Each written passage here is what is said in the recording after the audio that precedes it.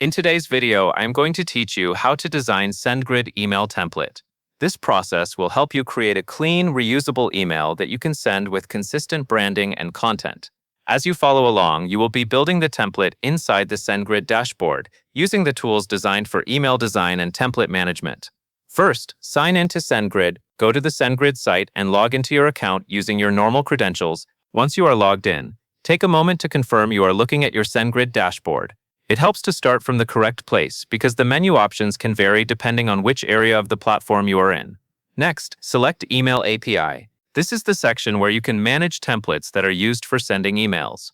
When you open Email API, you should see options related to templates, sending, and dynamic content tools. Choosing the correct section matters because templates and dynamic templates are managed in this area. After that, select Dynamic Templates. Dynamic templates are useful because they let you design an email layout and then fill in the content dynamically when you send. When you click Dynamic Templates, you should see a list of available templates or a screen where you can create or open templates. If you already have a template you want to edit, keep your focus on finding the one that matches your project. Now open your email template. Locate the template you want to work on and open it so you can view the current structure and content. If you are working on a brand new template, you would still be opening the template workspace where your email design is displayed. The goal here is to get into the editor view where you can actually make changes to sections, images, text, and buttons. Once the template is open, click the three dots and select Edit. This step is important because it switches the template into editing mode.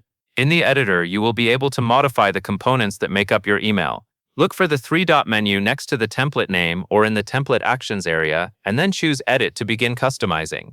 Now you can add and customize your email sections, images, text, and buttons. Start by reviewing the existing sections to understand how the layout is organized. Then add or adjust the sections you need for your message. As you customize images, make sure the visual hierarchy stays clear so your important content is easy to find.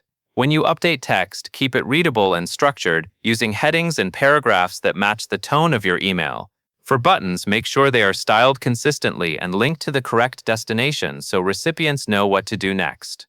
As you continue customizing, take care to keep spacing and alignment consistent. This is where many template designs either look professional or feel cluttered. Adjust margins and layout elements so the email looks good on both larger screens and smaller devices.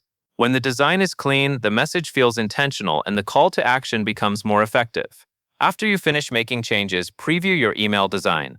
Previewing is the step that helps you catch issues before you save anything.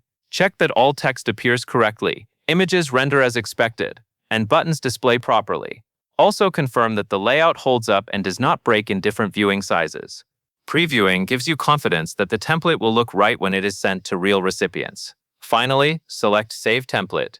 Saving is what permanently applies your changes to the dynamic template. Make sure you have reviewed the final version one last time in your mind, because saving locks in the updated content and structure.